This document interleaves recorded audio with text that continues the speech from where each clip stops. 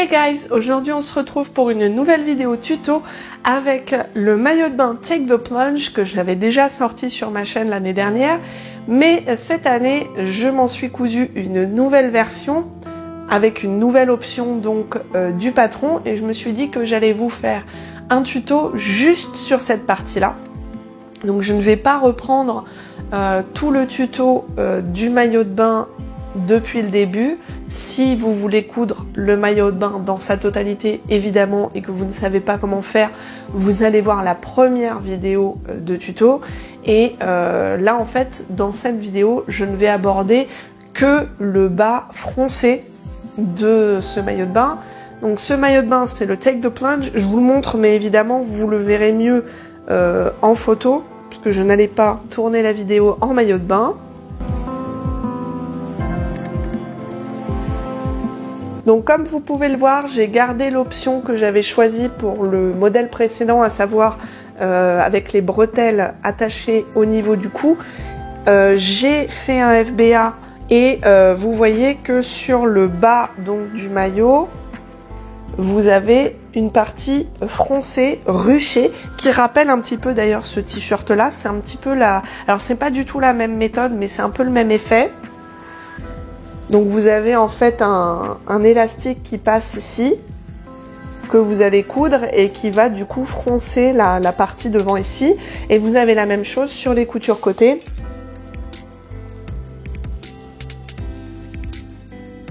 Vous avez un effet qui va faire ce bas un petit peu particulier, cet effet un peu particulier sur le bas de votre maillot. Je suis très contente de cette version. Contrairement à la version précédente, comme j'ai fait un FBA, je suis beaucoup plus maintenue et soutenue.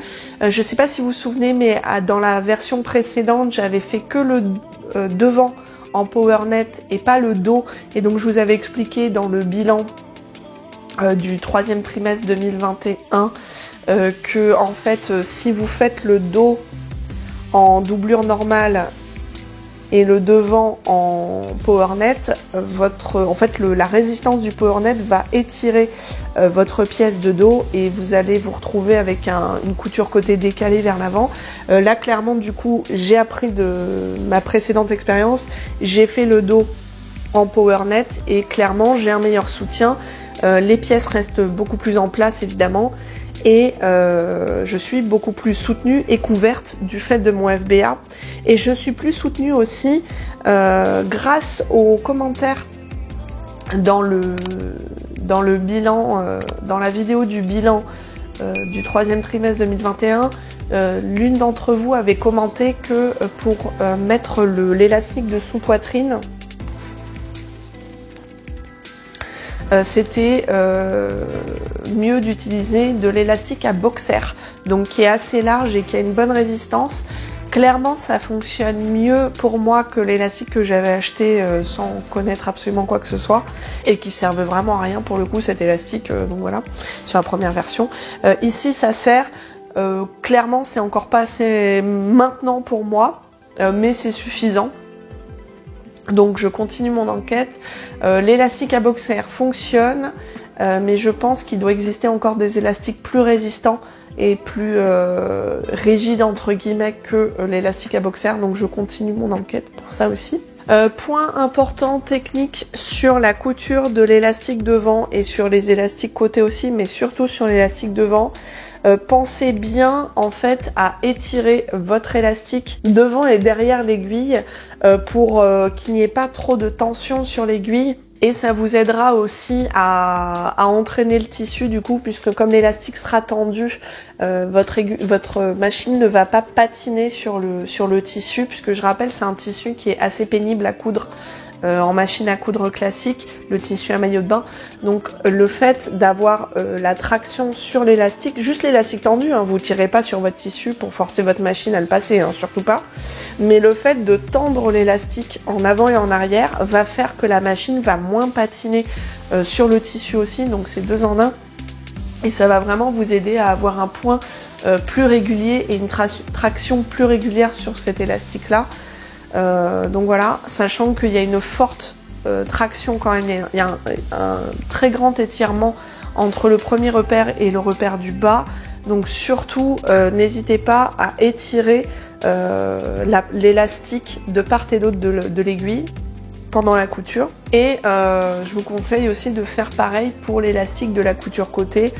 Vous étirez des deux côtés au niveau des repères. Je vous conseille également de faire un marquage à la moitié de l'élastique et à la moitié de la ligne tracée sur la pièce de patron parce que ça vous aidera à être plus précise aussi dans la répartition des fronces sur vos pièces. Voilà.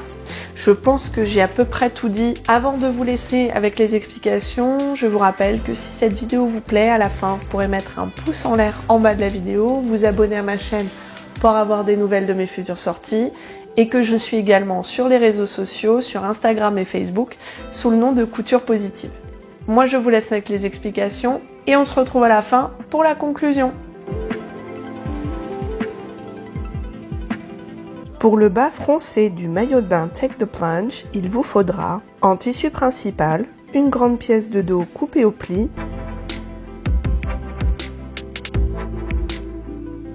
une grande pièce de devant coupée au pli.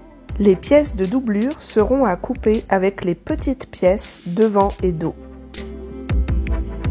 Coupez aux dimensions indiquées selon votre taille, en largeur 6 mm, un élastique pour la pièce de devant, un élastique pour la pièce de dos, 2 élastiques côté. Passons maintenant à l'assemblage. La marge de couture pour ce patron est de 1 cm. Tracez une ligne le long du pli de la pièce devant en reliant les deux milieux en haut et en bas de la pièce.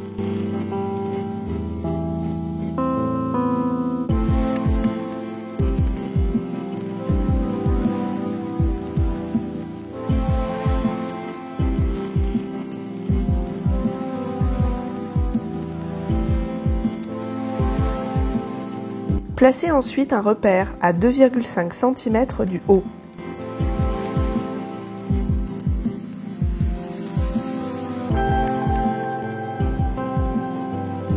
Faites de même pour la pièce dos.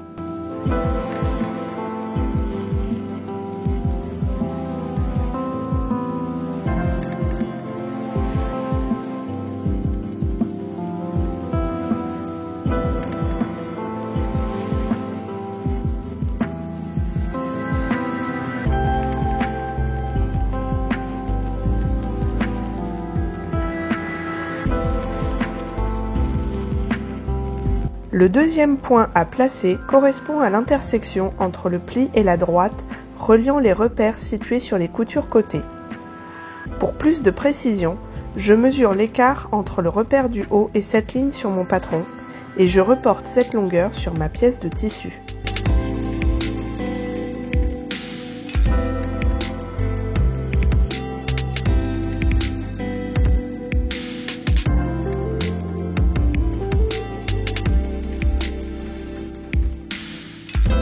Placez un repère à 2,5 cm de chaque extrémité des deux élastiques de pièce devant et dos. Épinglez l'élastique devant sur la pièce de devant, le long de la ligne tracée. L'extrémité haute de l'élastique sera cousue sans étirer l'élastique jusqu'au repère du haut, puis faites correspondre le repère bas de l'élastique avec le repère bas de votre pièce en étirant celui-ci pendant la couture.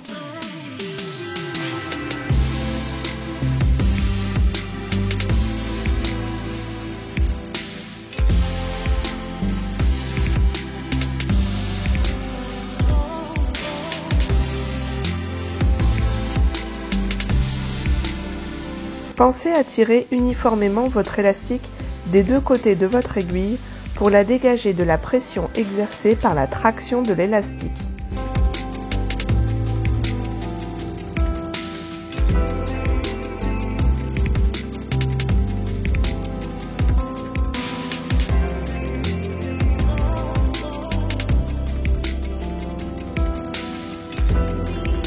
Arrêtez votre couture peu après le repère du bas de votre élastique.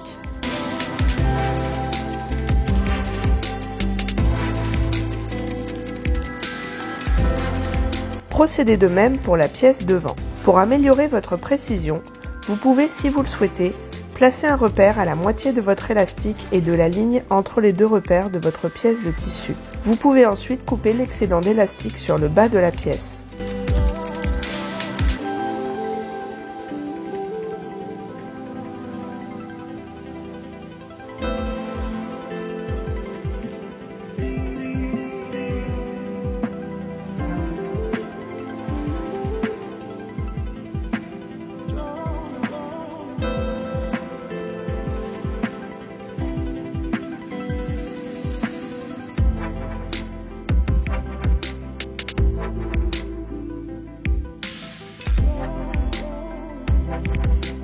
Bâtissez.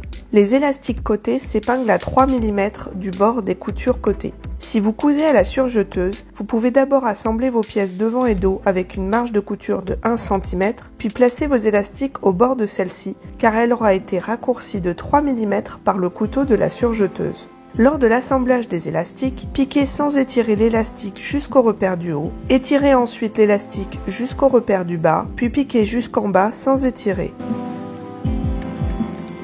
Vous pouvez également ajouter un repère d'épinglage de l'élastique à la moitié de la couture côté et de l'élastique.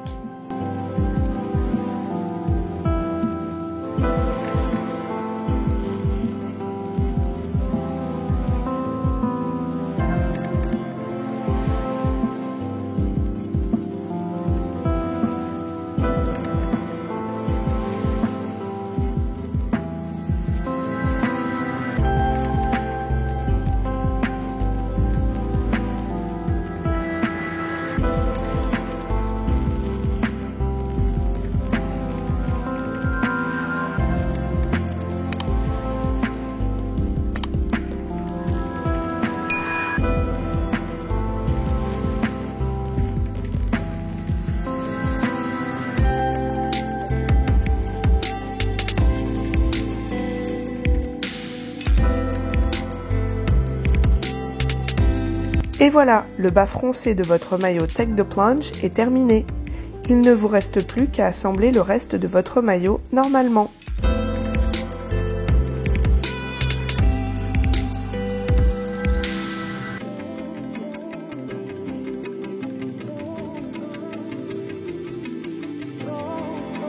Voilà, vous avez vu que coudre le bas froncé du Take the Plunge, en fait, c'est assez facile.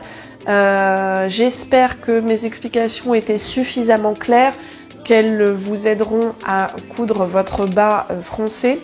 En tout cas, moi, j'ai fait cette version parce que si vous avez suivi sur ma chaîne, je m'étais fait refouler de la piscine municipale avec la version précédente parce qu'il y avait une petite jupette et que les jupettes sont interdites en piscine municipale. Donc je me suis fait celui-ci pour ne pas avoir de petite jupette et ne pas être refoulée de la piscine. Donc on verra si ça tient bien dans le temps, parce que pour le coup je vais à la piscine 2 fois par semaine quand je ne suis pas en vacances, et donc ça va être un usage intensif, donc je vous tiendrai au courant. En tout cas, j'espère que cette vidéo vous aidera à coudre votre Take the Plunge. N'hésitez pas à dire dans les commentaires si vous avez des questions ou si vous avez des précisions à ajouter, comme d'habitude. N'oubliez pas que si jamais vous voulez le tuto de l'entièreté du modèle, vous pouvez aller dans mes vidéos précédentes et vous allez trouver la première vidéo donc qui concerne justement l'assemblage du haut, l'assemblage de la ceinture, l'assemblage de la doublure, l'assemblage des bretelles, etc. Mais là, n'oubliez pas que cette vidéo-là ne concerne que le bas froncé. Donc je n'aborde pas la doublure, je n'aborde pas les bretelles, je n'aborde pas l'élastique de sous-poitrine, etc. Évidemment, je vous mets le lien en description. Si cette vidéo vous a plu, mettez un pouce en l'air en bas de la vidéo. Abonnez-vous à ma chaîne pour avoir des nouvelles de mes futures sorties. Et je vous rappelle que je suis également sur Facebook et Instagram sous le nom de Couture Positive. Moi, je vous dis à la prochaine vidéo et bonne cousette!